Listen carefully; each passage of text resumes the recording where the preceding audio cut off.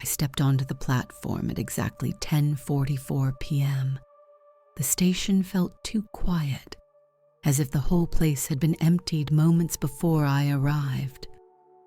The overhead lights flickered softly, casting an uneven orange glow across the concrete. A cold wind moved along the tracks.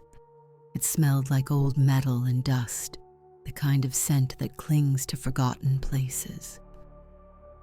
Far ahead, the train waited in complete silence. Its windows were dark, no movement. The body looked slightly wet, as if it had just passed through rain, but the sky above me was perfectly dry. Not a single drop, not a cloud. As I walked toward the second car, a thin fog spread across the platform. It moved unnaturally, rolling out from beneath the train like slow breath. Just before I reached the door, it opened on its own with a loud hiss, like something inside was exhaling. I stepped inside. The lights flickered, then settled into a cold yellow tone, and the air was still, too still. The floor was spotless, without footprints or dirt. There were passengers, or at least people who looked like passengers. A man in a suit sat near the front, his head tilted toward the window. A woman clutched her handbag tightly, her body stiff and unmoving. A child sat at the far end, facing forward, his feet not touching the floor. None of them moved. None blinked. None breathed. I took a seat in the middle of the carriage beside a fogged window. My reflection stared back at me, stretched slightly, like the glass wanted to reshape my face. The train began to move. There was no announcement, no chime, no conductor, just a smooth pull forward, like the world was sliding beneath us instead of the train moving. Outside, there was only fog, thick and white, pressing against the windows like it wanted to get in. I glanced toward the other passengers. Still no movement. Still no life. Then I noticed the child was gone. His seat, empty. I hadn't seen him move, hadn't heard footsteps, no sound at all. I stood and slowly walked into the next car. It looked identical. Same layout, same lights, same silence. And there he was again, the man in the suit, sitting in the same place. But now, his eyes were closed, and there was a faint smile on his lips. I turned to go back, but behind me there was no door, only a flat metal wall. No seam, no handle, just steel. I looked forward again and saw a mirror at the end of the car. It reflected something that wasn't right. The train, but empty. No passengers, no lights, just fog, rolling down the aisle like it had weight. I stepped back. The air behind me felt wrong, thick, cold, heavy, like someone stood just inches from the back of my neck. Then I felt it, a thought that didn't come from me, clear, calm, commanding. Someone or something told me not to look back. A second message followed, just as clear. I had to keep walking, so I walked because I knew if I turned around, I would never leave this train. I kept walking down the carriage, each step echoing softly in the silence. The seats on either side looked familiar, yet somehow wrong, as if someone had shifted them just an inch. Flickering lights above created long shadows that danced on the walls. I reached a door marked staff only, but when I opened it, I found another passenger car identical to the last. No labels, no clue which way led out. A cold draft brushed my neck, and I heard my own breath catch in my throat. I moved forward, my hand sliding along the cool metal handrail. At the far end, a figure stood, blurred by the dim light, a woman in white, face hidden by long black hair. I thought I heard her whisper my name, but when I listened more closely, it sounded like a laugh. Fear spiked in my chest as I realized I could not see any feet beneath her skirt. I blinked, and she was gone. Only the empty aisle stared back at me. My heart pounded as I rushed back toward the middle car, hoping to find a window or an emergency brake. The lights above flickered faster now, revealing streaks of red on the floor, like dried blood, smeared in a hurry. I swallowed hard and pressed my hand against a window. Outside was still fog, but inside I saw movement, the reflection of someone standing behind me. When I turned, there was nothing. Just the empty seat where I had been a moment before. I heard a distant clatter, like metal falling to the ground, and my palms went cold. In my mind, I remembered the warning. Someone had told me not to look back. But before I could obey, a voice echoed through the carriage in my own tone, as if I had spoken it. "Don't turn around." I froze in place, every muscle locked. A low moan rose from the fog beyond the seats. It sounded like crying, or maybe begging. I forced myself to keep walking.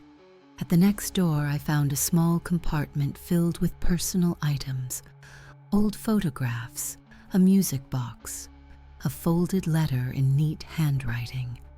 On the back of the letter, I recognized my grandmother's name. My fingers trembled as I unfolded it, the paper crackling like dry leaves. A sudden jolt threw me forward. The train groaned, as if waking from a nightmare. In a mirror on the opposite wall, I saw my own face, pale, eyes wide, but behind me, faint cracks spread across the glass. I stepped back, heart in my throat, and pressed my hand against the door ahead, praying it would open. I pressed my palm against the cold metal wall, trying to steady my racing heart. The carriage ahead was darker than the rest, as if the lights refused to penetrate its gloom. A low rumble shook the floor, and I realized the train had slowed to a crawl. Ahead, the seats were upended, pant legs and shoe prints smeared in something dark and sticky. It glistened under the weak ceiling lamps, like spilled ink or fresh tar. I crouched to study the pattern. It wasn't random. It formed a spiral, each ring wider than the last. The air smelled of wet earth and rot, as though the train had tunneled through a graveyard. A sudden skittering noise came from between the seats, small claws tapping on glass. I held my breath and edged forward. At the far end, I saw its eyes, dozens of them, gleaming red in the shadows. They belonged to a creature no taller than my waist, but with limbs that bent at backward angles. Its skin was translucent, veins like black threads beneath its surface. When it sensed me, it let out a high, keening chirp that felt like nails on bone. My blood froze as it scuttled along the floor, leaving the spiral behind it. Then, with impossible speed, it leaped onto a seat and vanished into a dark corner. All that remained was the echo of its cry and the weight of those unblinking eyes. I stumbled back into the aisle as the train shuddered again, lights flickering wildly. The ritual spiral was gone, but on the window beside me, muddy handprints had appeared, smeared from finger to elbow. My reflection merged with them, ghostly fingers tracing patterns on the glass. I turned and ran, but the corridor stretched on endlessly, like someone had pulled it apart. Behind me, I heard soft scuttles, as if dozens of tiny creatures trailed my footsteps. A distant laugh, hollow and childlike, bounced off the walls. I darted into the next car and slammed the door shut, pressing my shoulder against its cold frame. The lights stabilized, and for a moment the carriage looked normal. Empty seats, polished floor. Then I saw the shape at the far end, taller now, a hunched silhouette with skeletal wings folded tight against its back. Its head was too large for its body, crowned with jagged bone protrusions like a broken crown. It cocked its head and whispered my name in a voice that sounded like wind through dead leaves. I felt its hunger before I saw its mouth open. Rows of needle-thin teeth glinted in the dim light. I staggered back, fumbling for the emergency brake lever. The creature advanced with unnatural grace, each step silent, its claws leaving shallow grooves in the metal floor. I yanked the lever down, sparks flew, and the train groaned in protest. The creature paused, its wings unfurling in a slow, deliberate motion. Then, with a screech that shattered my eardrums, it lunged forward. I stumbled down the narrow corridor, each step stretching the car longer than before. The walls seemed to bend inward, coated with damp velvet that pulsed under my fingertips. A wet, sliding sound followed me, as if something glided just beyond my vision. I reached a flickering lamp and saw dozens of small, pale hands pressed against the plaster, fingers splayed in silent pleading. Their skin looked thin like peeling paper, and their nails were chipped and yellowed. The hands moved in a slow wave, pressing outward, then retreating, as though they sought escape from inside the walls. My breath caught when one hand slipped through a crack in the panel and curled around the edge of the light, leaving a smear of dark fluid. It dripped down the metal frame, pooling at my feet in sticky beads. I backed away, my coat sleeve brushing against a torn page pinned to the wall, an old page from a train timetable, stained with red streaks. The date on the timetable matched today's date, but the year was 30 years ago. I slid my fingers over the page, feeling the wetness of the stains as if the past had bled into the present. A sudden roar shook the carriage, and the lights blew out, plunging me into darkness so complete it felt alive. I fumbled for the emergency lamp, clicking it on to reveal a new horror. The seats had vanished, replaced by dozens of twisting black tendrils that slithered along the floor. Each tendril ended in a tooth-like nub, and they reached toward me with hungry motion. I knew there was no time to hesitate. As they closed in, I raised the lamp high, its weak beam slicing the darkness. The tendrils recoiled like wounded snakes, hissing as they withdrew into cracks between the walls and floorboards. My heart pounded so hard I felt it in my throat. But when I glanced back, I saw something more terrible. A massive shape unfolded above me, anchored to the ceiling by ropes of sinew and bone. It had no eyes where its face should be, only a gaping maw bent in an impossible smile, lined with rows of glistening spines. Its limbs arched down, jointed in reverse, each ending in a single, curved claw. The creature swayed as if floating, and its hollow laughter filled the carriage, a sound like rusted wind chimes caught in a storm. I stumbled backward, the lamp slipping from my fingers and clattering to the floor, its light dancing on crimson stains I hadn't noticed before.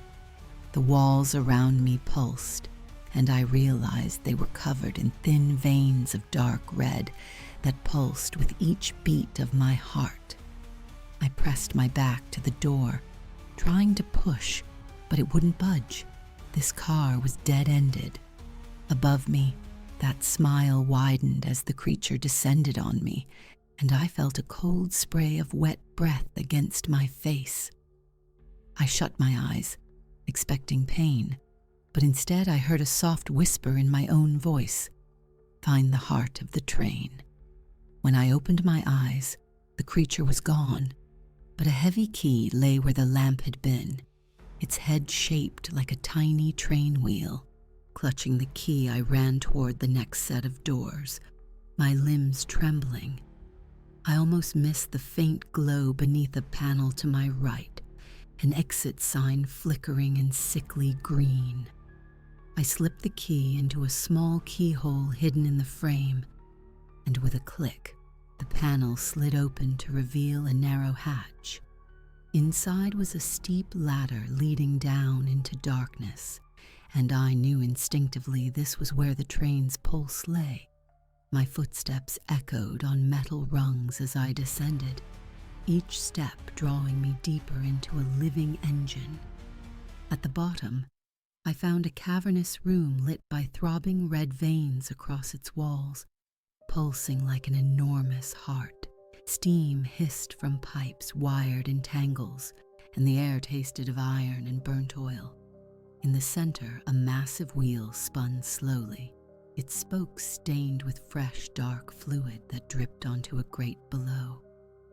I approached it with trembling hands, realizing this was the place that bound the train to something beyond reality. As I reached to touch the wheel, a voice echoed in my mind, gentle but urgent. "Turn it." I closed my eyes and grasped a spoke, forcing it to move. The train shuddered violently, the red veins dimmed, and somewhere above, a scream ripped through the carriages. I steadied my resolve. This was my only chance to break the curse and escape. The wheel groaned under my hand as I spun it one last time. The train shuddered, metal screeching like a dying creature. Red veins on the walls faded to ash, and steam hissed in urgent bursts. I climbed the ladder back to the corridor, my clothes soaked with sweat and oil. The hatch ahead stood open, revealing a narrow platform bathed in pale, flickering light. I stepped through onto a metal catwalk, every footstep echoing in the empty tunnel. Behind me, the carriage doors slammed shut with a final thud. I realized there was no turning back now, only forward into the unknown. A slow, dragging sound came from the darkness, claws on stone. I gripped the lamp tighter and moved toward a distant glow. The crowned creature emerged, its skeletal wings unfolding in silent menace. Its smile split its face, rows of spines glinting in the weak light. It hissed my name, voice like rusted wind chimes. I backed away until I reached a sealed gate where rusty bolts barred my escape. My heart pounded. The key was useless here. The creature advanced, each step leaving black ichor in its wake. I braced myself, remembering the whisper. Use the wheel again. I dashed back down the hatch, lungs burning, and grabbed the lever by instinct. With a fierce twist, I forced the wheel to turn against its will. The tunnel shook, pipes burst with steam, and a shock wave rattled the bolts overhead. The creature's scream echoed as its form wavered, then collapsed into a rain of dark shards. Silence fell, broken only by my ragged breathing. The gate above unlatched with a metallic click. I climbed onto the platform and into the dawn air, leaving the cursed train behind. The sky was pale gold, birds calling in the distance. I knew I had escaped, but the echo of its scream would haunt me forever.